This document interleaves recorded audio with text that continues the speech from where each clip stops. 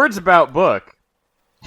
Words about book. Just a book. Words about a one singular book. This is what everything's been leading up to. It's a poorly spoken podcast.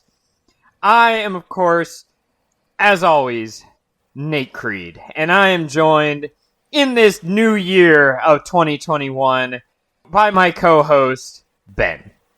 How's it going? It's been better. We've decided to christen 2021 in just the worst way possible. So I'm sure that won't curse the rest of the year for everybody. No, we're taking all the curse on ourselves. If anything, everyone should be thanking us in the form of donations.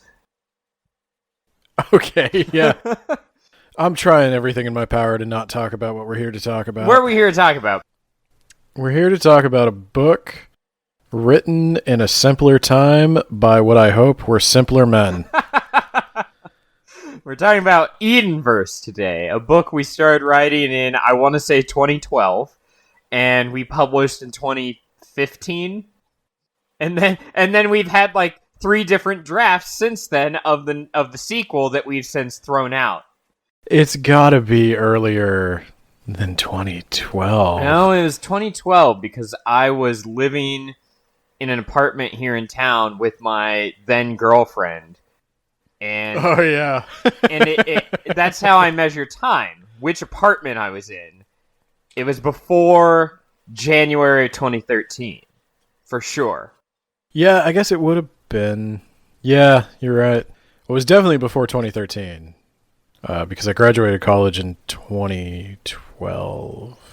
So you don't have an excuse. I was in college, okay? I was in college when we wrote it. I was not in college when we published it.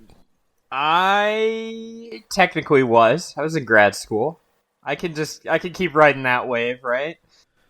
I mean, you're gonna prove a lot of people's points about the purpose of grad school being to delay entering the workforce, but go on. I mean, I was working at the time too.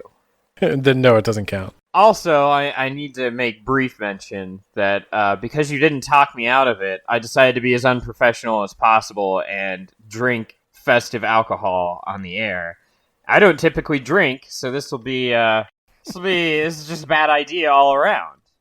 What sort of festive alcohol are you drinking? I've got eggnog and rum. And you're eating a salmon sandwich? Goddamn right. Actually, let me correct you. I finished eating a salmon sandwich. That was like 2 seconds ago. Yeah, it was. Jesus, dude. That sandwich never stood a chance. And I also got, because it was there, Smirnoff Peppermint Twist, which I assume is just going to taste like Listerine. Okay, I'm starting to think that maybe you're more depressed about this book than I am.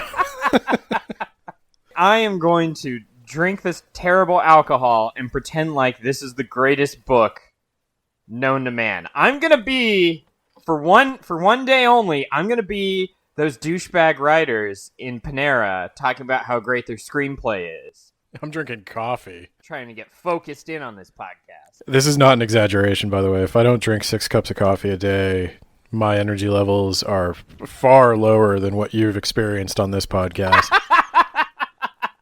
Okay, start talking about the book. All right, so about the author, Ben.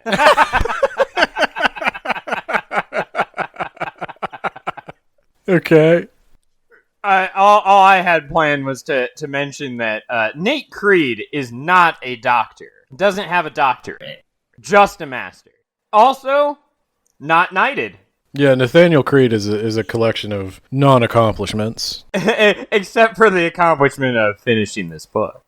It was an accomplishment. It was a struggle to get this book finished. I guess this would be the part where we talk about what the book is and how it was written. So it's like a collection of short stories, kind of. I should say that I think the initial spark for this was something like you wanted to practice writing, and I was like, I like to write for fun. So we sort of came up with a shared world, and the goal was going to be we each write a short story every month as practice. Every month. Yeah. And then we take turns editing and critiquing and giving feedback. It was just supposed to be sort of like a little like writing club almost. We were just going to write a story and exchange feedback. As time went on, I think we got too invested in the characters and we started, I think mine, at least for me, the initial vision was each story would be independent and could essentially be published on its own with no context needed. Sure as shit did not happen that way. No, we kind of fell into like chapter writing. I think I made for me, I can't speak for you. I made the mistake of like some of these characters were ideas I'd had for a while. And when I wrote their story, it came quick. Like the first 3 stories, I was doing good. I was like 1 a month, bang, bang, bang. And then I ran out of the material that I realized I'd been preparing for like months. And all of a sudden, it became very difficult to write a brand new character each time. And also, there were like, I didn't want to kill them off. Like, I had more ideas for those characters to do things. And it wound up that there was a story that wanted to be progressed forward, and from there we just I kind of fell into the sequential stories that could no longer be published without context. I don't know how it was for you. We didn't really talk about it until it was too late and we had to talk about it. Maybe it wasn't the best way of going about writing an award-winning novel. Well, that was the thing. The WAB Pod Awards. The intention was never to write a novel. And the fact that some of the stories are weaker than others also stems from the fact that they were supposed to be practice. Like, we were obviously trying to write the best story we could, but we were trying to write the best story we could within constraints of a month to try to force ourselves to write more. So they weren't all going to be bangers, you know? Mine were all bangers. I don't know about yours, man. But, but we needed to allow ourselves to have some bad stories, and we were just kind of posting it on like a blog. We went down the rabbit hole of how it came to be and what it was supposed to be, but not what it ended up becoming. Yeah, so then the next phase is we wrote in that manner, eventually realizing we were kind of writing chapters and not independent short stories. Then we got to a point where I think we had like 10 or 12 such stories, and combined they had approached novel length. And we thought, hey, why not throw together an ebook? Yeah, we'll sell thousands of copies, millions, perhaps. I didn't think that. You didn't think that. No. Okay.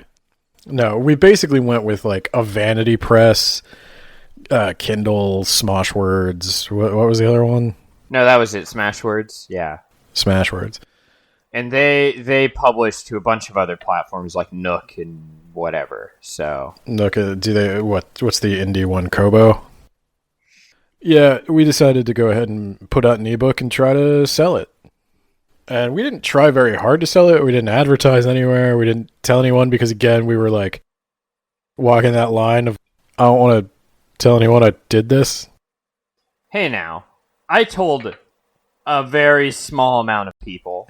I told In fact, Ben, now is a good time to bring up. Hold on, let me get my alcohol all fixed up.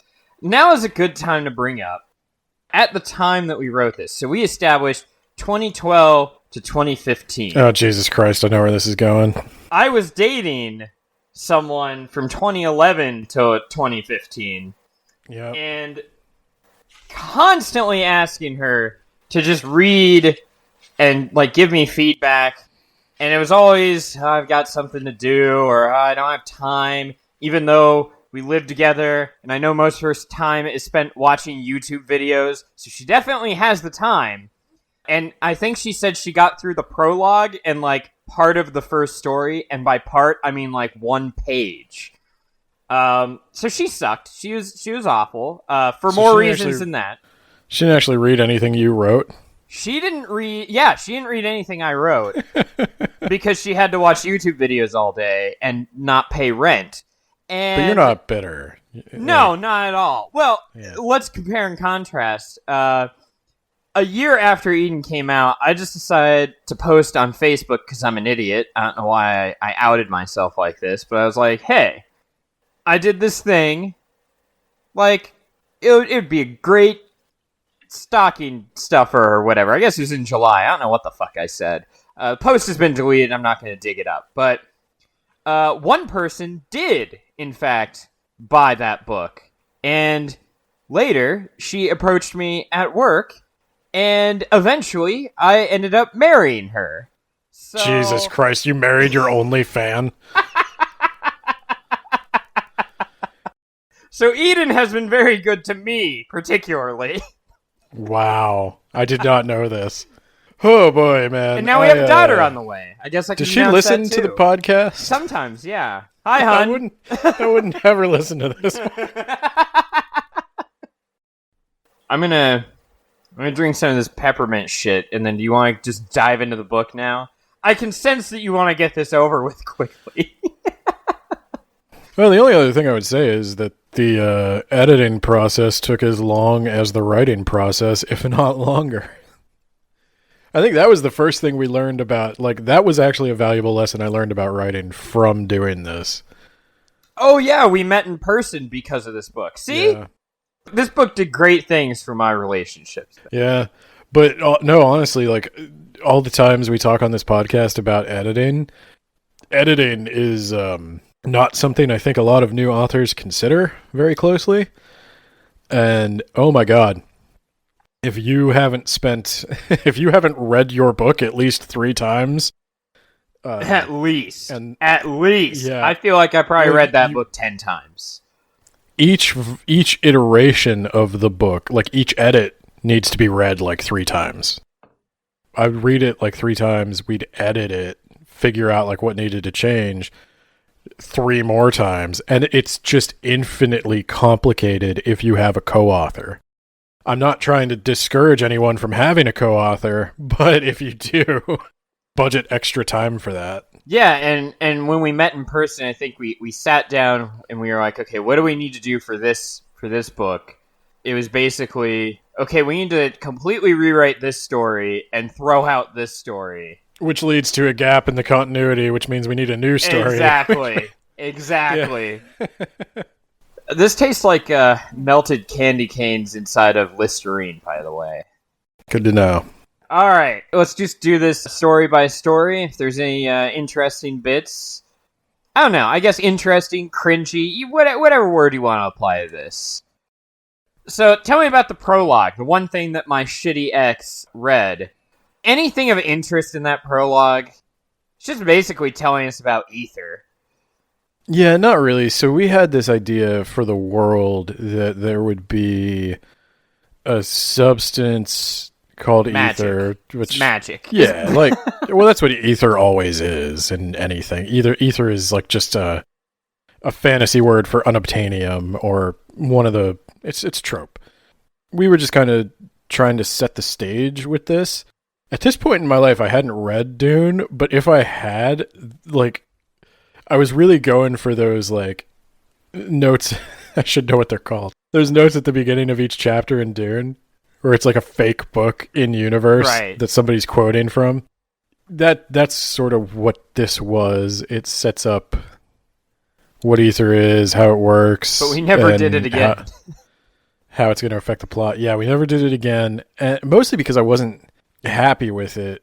This kind of goes back to writing under the restrictions of like a month, and also being in college, and also like finding a job and things like that at the same time. I really should have found a similar document that actually existed and used it as a model to like construct this. I needed research for this, and to be perfectly frank, I didn't do any research. It's just sort of like what I imagined one of these things would sound like. But I was also young and stupid. We were young and stupid and in college, and we needed the money. The sun was in our eyes. So this version, to me, it doesn't ring true. But that's where that comes from, is because it's not really based on anything true. It's not really how a professional writing this sort of book would talk. Do you have any thoughts? What was the guy's name? It's like James Voynich or something? Yeah. Did you base that on anything? I can't even remember. Do you want to just take a moment to talk about names? Ha! All my names are awful. Some of them were placeholder names that just stuck and became their actual names. All your names are placeholder names until 5 minutes before your due date. That's true. I would use the find option. Find all and replace all. Yeah, I don't remember what the particular inspiration for this name is, but I'm the opposite of you. I can't work with placeholder names. I have to name a person before I write about them. Like, I feel like if I don't know enough about them to know their name, I can't write. You have a thing with what you say, like, weird names? Yeah. Meaning, like, not like kings and queens of England or Anglo-Saxon. Exactly.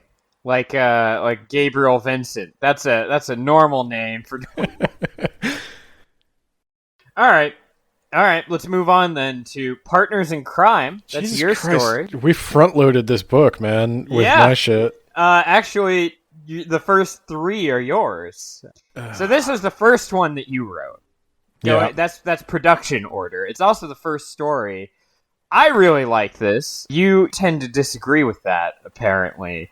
There's several mistakes that haunt me in attempts to continue Eden to this day. Yes, it says here, had the most impact on downstream continuity problems of any story in the whole thing. So, Yep. if you would explain that. So, this introduces the character of Dave, who winds up coming back very often. And Dave has a particular power that I'm not going to go into super detail on, because I don't think we've ever actually in canon discussed what it does. I think that's still a reveal for the future. That will probably never come, but yeah, go on. It may. Who knows? If you want an Edenverse Volume 2, go ahead and tweet Nate, because I don't care. No, if we do a Volume 2, we will write a Volume 2. I was actually thinking about like what a Volume 2 could be last night. And like, you know how we never like subtitled it? It's like Edenverse Volume... No, it was Shifting Tides. Yeah, Shifting Tides is Volume 1. Edenverse Volume 2 would be Retcon. And I think we should just roll with it. Just embrace the idea that we're retconning a bunch of shit. But there's like some mystical force that's driving the retconning. Oh, okay. It's you. It's me, yeah. Yeah, this introduced the character of Dave, Jess, and Carl. And Clarence. He became important. I don't think he ever was intended to be very important. I kind of wanted... I did imagine more stuff with him. So Jess wasn't as fleshed out as she should have been. Carl was a mistake. I think when I was writing this, like you said, it was the first story. We didn't really know what it was going to be. I was envisioning something more cyberpunky. I was actually going to say that. So like Shadowrun or Cyberpunk. Yeah. So I kind of wanted the character to have this device that gave him a super advantage in hacking. And we established this mysterious corporation and seeds and stuff. And Eden, of course, is the mysterious corporation that controls ether production. And ether is used as a fuel source.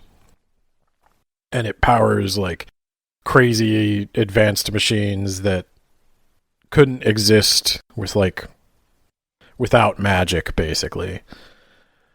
So these characters were all from like another thing I'd been thinking about writing, but that story was more comic booky. And so in this story, Dave and Jess wind up, through a series of crazy circumstances, stealing Carl, which is an advanced AI, and they have to escape the company. And this is like the first half of the story is them sort of meeting up and sort of stealing this thing and winding up in these circumstances where they have to steal it and they can't go back, and then they have to escape. And it sets up a couple of things in the world. It sets up that Eden is bad.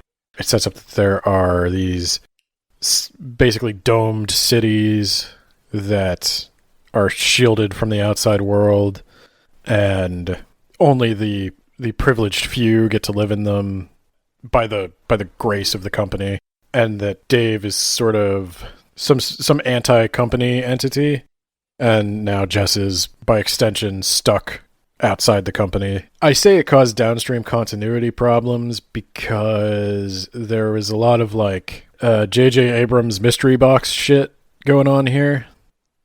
Well, J.J. Abrams mystery box shit works until you have to answer the questions. Yeah. At the end, you could just keep answering the question with more questions, and then at the end, you've already got their money. I had more answers, like, I had answers to the questions, but the problem was the answers, when do they come out? Volume 3. But once everything started getting connected, obviously Dave knows quite a bit about the company. Why doesn't he ever talk about it? Why doesn't he just say what he knows? Because it's not time for that yet. is essentially the answer. And it became a big problem to try to justify why he doesn't just talk about what he knows. And then it became a big problem to be like, okay, what is his goal? Why is he waiting?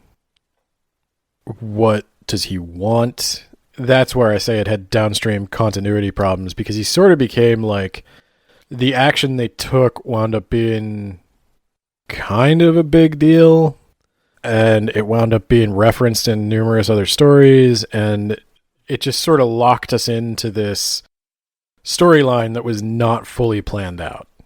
That's fair. Because we couldn't even decide if we wanted Dave to be a wanted criminal that everyone would know about, or like it's a secret. Shh, it's on the hush. No one knows about it. So we kind of went with both somehow? Question Yeah. mark? Yeah, it was kind of like people who are in the know that he's hunted, but like the average public doesn't. This was the first one I wrote, and I didn't even know, like, when I wrote it, if you'd tell me like, oh, this is trash, or you got to do something else. It just kind of, you're like, yeah, I like this, make these changes, and I think it's good, and that's what we did. And then it's like, okay, next month, what are we going to do? And it was a poor laying of the groundwork for what would become a series. That's fair. I could walk you through the story, but we'd be here all day if we walked through each one of these. Like, so you basically gave a good enough summary. They meet up, they steal a thing, and then they have to escape. I actually think there's a decent amount of tension in the story. So that's why I liked it. Maybe because I'm bad at doing that kind of thing. As a one-off story, I don't mind it. But as the foundation for this universe, it's terrible. All right. If there's nothing else on Partners in Crime, let's talk about talent acquisition. Another one of your stories. This is the third. If we're going by production order, this is your third story. I actually like this one. This is my wife's favorite story in the entire book, and she was both upset that the next chapter didn't continue from here, and upset that the character never makes an appearance in the book ever again. That's on you, because initially I had this placed much later in the book. That's true. Reordered the chapters. I felt like it made sense because it starts in the same location as the first story, but immediately after the events of the first story from a different perspective. I'll be honest with you. If we're not ever returning to Eden, this is a story I would take and rewrite to function independently. So that's something to talk about later, I suppose. This is my most cyberpunky story. It follows a girl named Ayame who is sort of a collection of cyberpunk tropes. Like she's addicted to stimulants, which is like a big William Gibson thing. Like everybody in William Gibson novels does drugs, and they're all like computer geniuses. They're all essentially William Gibson. And so she was like a computer genius who's obsessed with the corporation. She doesn't like being controlled by them. She's had a rough home life. And she winds up finding out about the stuff that happened in the previous chapter with Dave. She investigates it, and through investigating it, she winds up caught up in some of the company's machinations, and she gets stuck in this game to recruit the next quote-unquote executive. Executive was kind of like a joke title we gave to these like superpowered demonic corporate entities that the company employs. And basically, if you're an executive, you're set for life. Unlimited bank account, cool powers, possibly extended life. And in order to find their next one, it's some kind of battle royale with different contestants amongst the city. And part of the challenge is you have to figure out who you're playing against. They don't give you a list of who to kill. So that's why she gets recruited for her information science skills. And she has to choose to do that. And I like the character. I like the setup. I could make tweaks to it so that it had nothing to do with Eden, and it would still be a good story. And I have more of it to write, and I'm going to write more of it, so I don't want to talk too much about it. I don't know if it'll come out in another Eden book or independently somewhere. But yeah, it ends on a cliffhanger, which is probably why your wife is mad. I had actually...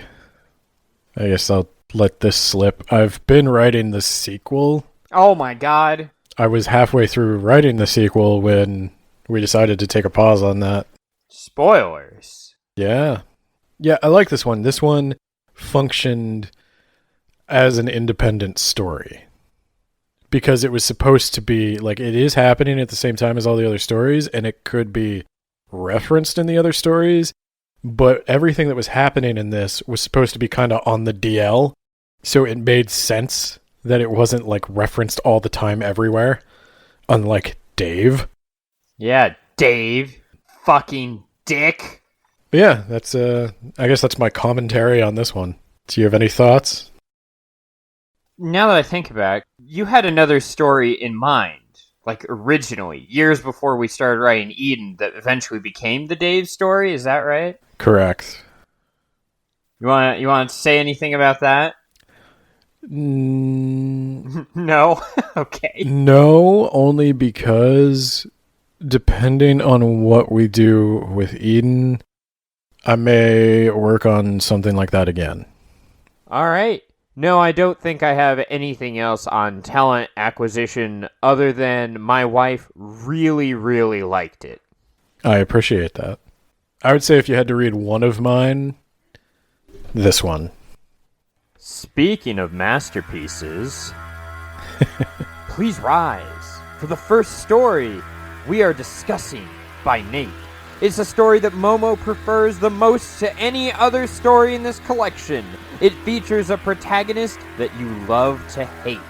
It won the Nathaniel Creed Award for Excellence in Literature, Science, and Engineering. It is the alpha and the omega of this book. Ladies and gentlemen, throw your hands together and bathe in the inspiration and awe. It's the Great Wasteland Train!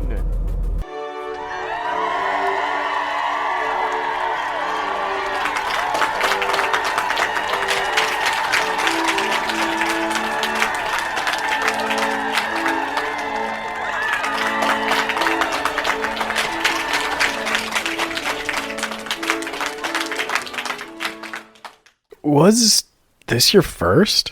This was my first. I wrote this alongside you writing Partners in Crime. Okay.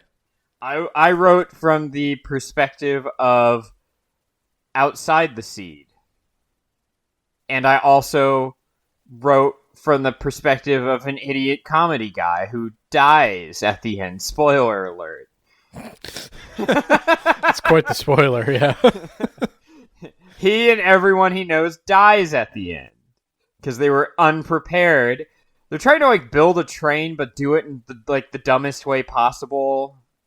And I think I lampshaded that because I didn't fucking know what I was doing. What does lampshaded mean? I've never heard the expression. I don't know. You've never heard? No. To intentionally call attention to the improbable, incongruent, or cliched nature of an element or situation featured in a work of fiction within the work itself.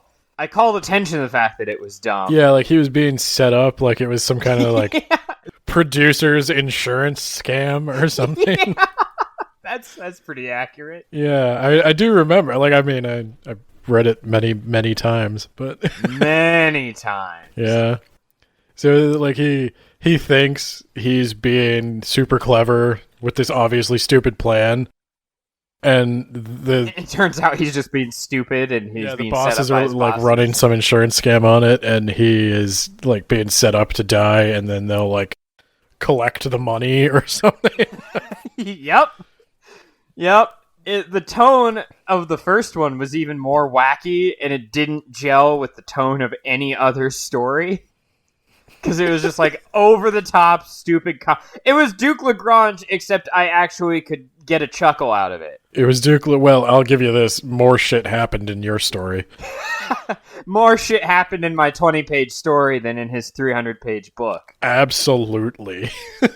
But maybe his book should have been a 20-page story, or shouldn't have existed. I suspect he has similar problems because he constructed that novel similarly to the way we constructed this novel, which is, if you didn't listen to the how to publish a book about a drunken ninja or something, in that episode I talked about how I sort of felt for this book because it reminded me of ours. Yeah, writing it one chapter at a time.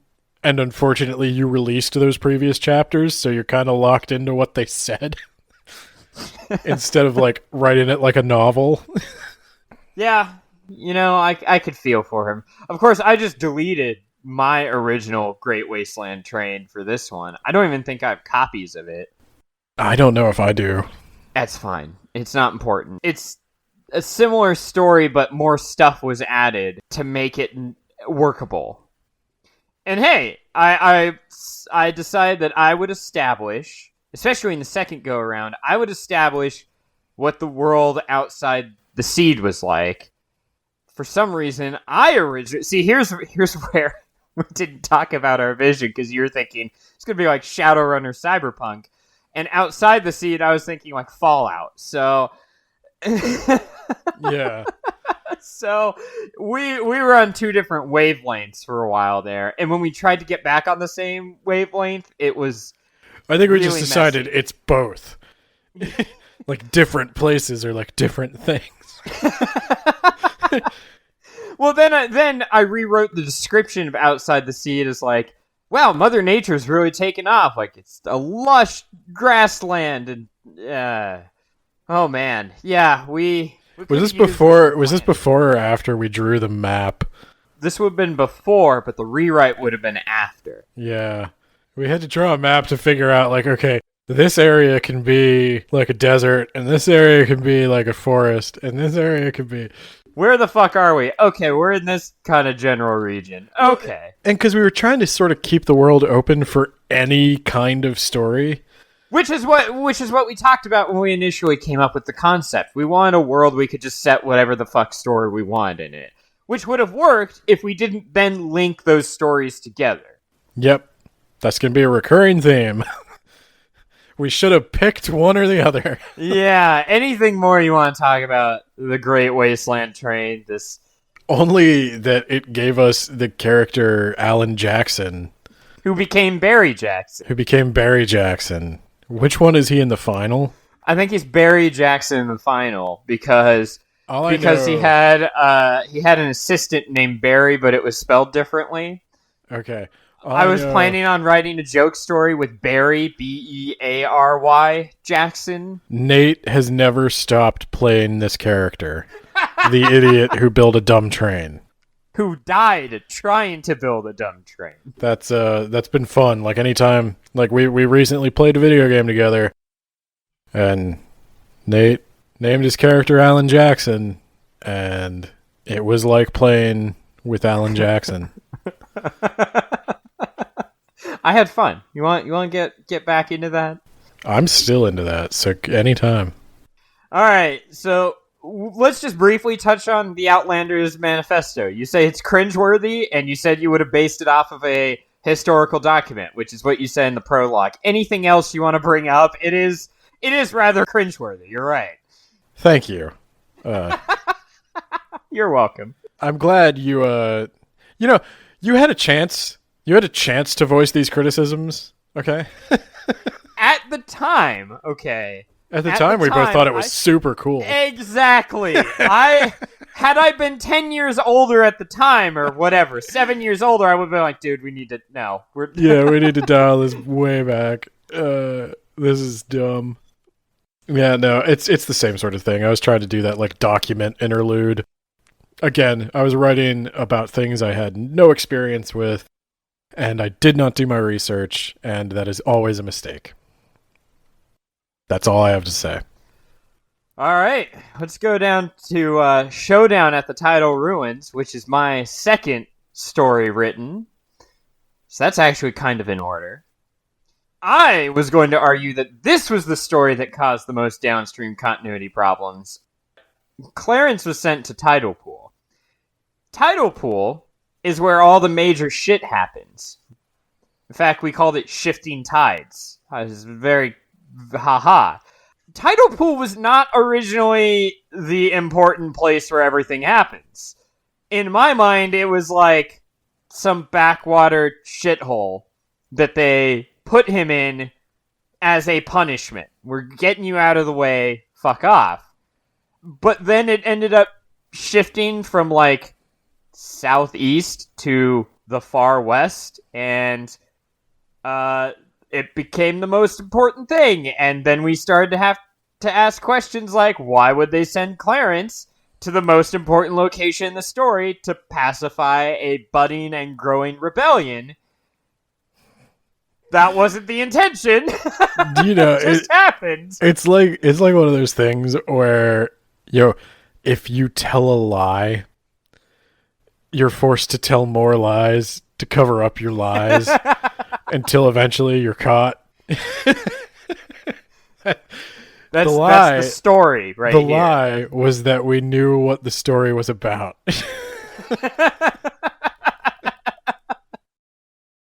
Yeah. Well, this, of course, established the character of Will, known last name Given, who wound up becoming one of the main heroes. Well, do you know where Will came from? I wrote it in the notes, but so my idea, I wanted to actually start some sort of writing world thing with a bunch of friends in like 2009, and that just fell through. And the idea was it would start with like some local conflict, but it would gradually escalate to like world-ending odds, number one. And number two, I basically ripped Will out of one of my favorite games, The Illusion of Gaia on the Super Nintendo. A guy named Will goes around to ruins collecting mystic statues to eventually... Like, it starts out, it's just some greedy douchebag king, and it ends with you in space on a comet trying to stop the comet from destroying the planet, basically. So that's where I got Will from. This is your Super Nintendo fan fiction? It wasn't supposed to be, but it sure did feel that way after it was all said and done. Also, Will in Illusion of Gaia was a budding psychic. This is also the story where we established that hitting Clarence with a car is grade A is his comedy. like one weakness. Yeah, it's his kryptonite. Yeah, there's a story at the end of this with Will where I was going to use a car as a weapon. You're like, dude, we've done it too many times. Yeah, like we got to drop something else on him. I enjoyed riffing off of some of your stories. I got great joy out of that. So that's why I was like, I'm going to hit him with a car. And he's going to think like, oh, fuck, not again. Are you not fucking kidding me? Also, for some reason, you think he's like trying to fuck his cousin in this story. I had no idea who that girl was. He seemed into her, right? Family friend. Yeah. Was he was into her. Yeah. She was a family friend. Yeah. She was like family. Okay, that you're getting a little weird, but okay. No, you're getting a little weird, sir. So I had a joke for that I was going to put in, if we ever do volume 2, it's going to start with Will telling some stranger, like, and that's my story, that's how I got here. And the guy's just going to pause for a moment and go, like, wait, were you trying to fuck your cousin? Like, that's all he got out of it. Like, all this shit with, like, magic powers and going into ancient ruins, and all he can think about is like, were you trying to fuck your cousin? The answer is no. The answer is no. She was not his cousin. She was just like a cousin. Like a second cousin. That's why it's legal. Yeah. Also, it was a rib at the expense of a friend of mine at the time, because I think I mentioned a thing about how she had a thing for like a whole bunch of different dudes. It was a rib at the expense of my friend who also did the same thing. Mature. I know. We love this. To, is yeah. 2012. All right. I was young and I didn't know. It was only 8 years ago. Oh man. Okay. First of all, I feel like I've changed a lot in the last 8 years. I feel like I've grown a lot as a person. Second of all, this year feels like 8 years ago. Yeah. Fuck. So I ended up killing Will's family at the end, and I wanted that to be like a big, impactful moment. But, I mean, it would be for Will, but not for the audience because they just met these characters 20 pages earlier. If I had to do it again, I would maybe wait on killing his whole family. Well, that's the other thing that's challenging. And that's part of why I want to talk about more short stories on the podcast, because if you can establish emotional connections in just a few sentences, that is like a talent. That's what Agatha Christie did with all those characters. It is possible, but that's like... Probably the best book that we read that year. But you're not going to be able to do that like ad hoc in a month deadline. Like this is where like the book being practiced sort of does work against it, because it requires just so much planning to build those relationships. Speaking of people that are introduced and then immediately die, do you want to talk about Suicide Mission? Yeah, this would be my 4th story. So I went through a lot of different ideas for what I wanted this story to be. It was always going to be like squad of soldiers goes into demon nest, shit happens, she's the only one who survives.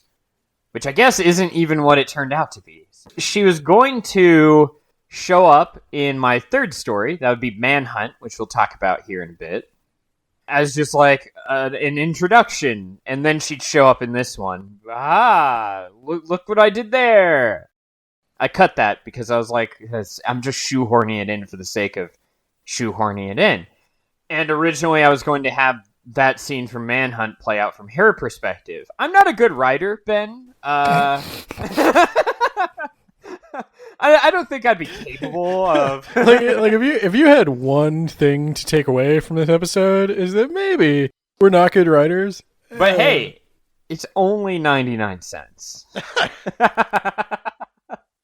Apparently, this was your favorite story of mine. It was, yeah.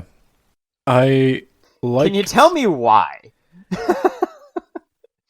It's just, I think this is one of the most entertaining of your stories. Like you talked about, you're not good at the tension part of it, but as somebody who didn't necessarily know where the story was going, like, you knew that she was going to be the only survivor. I might have, because you told me, but as a reader, you don't know that. And she could very well die. She could complete the mission and then die before she gets away. And also, like, the character, I could have been reading too much into it, but I thought you did manage to create a complexity with her where people hate her because she winds up being the only survivor frequently because they send her on these suicide missions. Right. But she doesn't seem to necessarily like relish that. She's emotionally distant, but she's never mean or spiteful. And I could imagine that, like, deep down, she's not happy that she's the only survivor, that she wants to be, like, part of a squad that sticks together and has that kind of bond and relationship. But, like I said, I could have been reading so much into it, but she seemed like a real person put in extreme circumstances who also happened to just be incredibly talented and good at their job, which is violence, which also makes for an exciting story. And again, she's fighting monsters, so it's kind of like the violence. The violence is free. You don't have to question the fact that she's killing people because she's killing monsters. Well, she does fight against people, and then she releases monsters. Really, so. Right, but I don't know. I just thought it was an entertaining story from beginning to end. Like, the action was good. It didn't drag. The pacing was solid, and the character was interesting. And we didn't get too much or too little. First, I need to point out her name is Elsa. Frozen came out around that time, but it was more. It was based off of Elsa Schneider from Indiana Jones. That was my bad, though, for not thinking.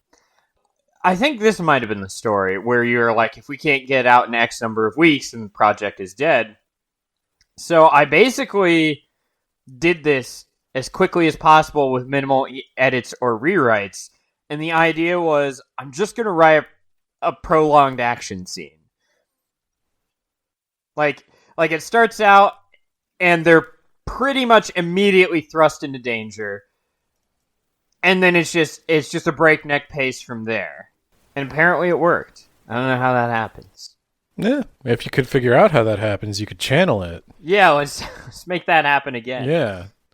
But yeah, I like that one. All right. And then one more, and then I think we'll try to make that the end of episode 1, then come back for episode 2. All right. So tell us about Salamander, Ben. I wish I had more to say about it.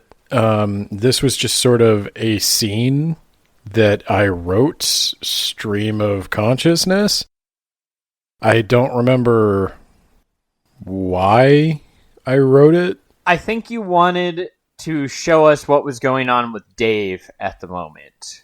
Yeah, it was short even by the standards of the short stories, because it's really just one scene. I think it was supposed to be an interlude or something. Yes, this was an interlude. Yeah, so it's just one scene featuring Dave, Jess, and Carl. I actually like this because I was able to just sort of, for the same reason I think I like Suicide Mission, I was able to just sort of imagine something happening, and it was more, not to sound too douchey, but it was more like painting a picture than writing a story. Hold on, let me fart really loudly and then just take a big old whiff. No, I get what you're saying now. Yeah, like I was able to just start writing, like write what I saw in my head and put it on paper. And because there wasn't a lot of like complex political machinations or anything like that going on, I just got to enjoy writing. And so that's I just got to enjoy writing, unlike all those other episodes. Very much so, actually. Are you telling me you didn't enjoy writing this at the time?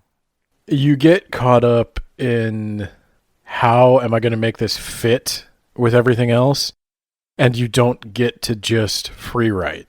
Free writing is fun. For me, at least. That's the type of writing that is relaxing, where you just write whatever pops into your head, and you don't really care about how it fits in with everything else, and you don't have to worry about all that planning headache and all that crap. But we don't get to do that very often. That's the downside of writing in any kind of structured setting, is you don't get to do that. Yeah, this was fun. I don't have a ton to say about it because, again, it wasn't very impactful. It was just fun to write. I hope it was fun to read. I don't think it's available for free. Sorry. It's only 99 cents. Yeah. This is one of the bonus chapters, I believe. Yeah, I think we made all the main stories free, and then we took all the interludes and made those bonuses. Yeah. So if you want to read this, you do have to pay 99 cents. I think I still like this one, but I don't know if it's worth your time or money. But if you're curious, go nuts. All right, so next week we're going to continue to talk about Eden, much to Ben's eternal sorrow and suffering. Chagrin. That's what I was thinking of saying, but I'm glad you said it so I don't sound like a douche. So that's coming up. And then next month, if you want to read along or just hear us trudge through it, we are reading Twilight, Midnight Sun. That'll be I don't know if that'll be better or worse. It'll probably be better. I'm going to have fun. Yeah. I enjoy those books. You know what? I've started reading it, and I'm making my own fun. I don't actually think they're good books, but I like them in the way I like a bad movie, and we've already taken the stance with that episode that I will have the burden of defending Twilight. Yes. So get ready for my impassioned, very much legal defense of Twilight. It is I have a feeling we're going to be attacked legally, and I'm going to have to defend legally. So I will be making excuses for Edward.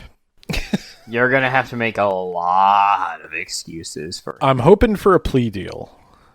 We're gonna start off saying he's not guilty, and then we're gonna see what we can get. Okay, that's fair. I think that's how you do it. Yeah, you can reach out to us on Twitter at WABpod. You can check out our Goodreads group. It's the Words About Books podcast on Goodreads.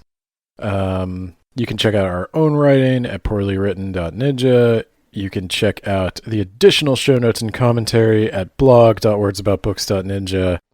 And with that, we'll see you next week to finish this exercise in self-flagellation. Goodbye, everyone. Bye-bye.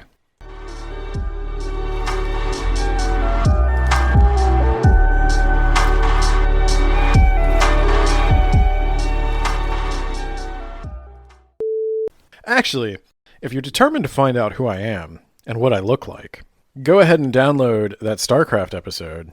Oh, perfect. Even more incentive. I kind of lost the thread of what we were talking about. We're talking about Edenverse. Thank you.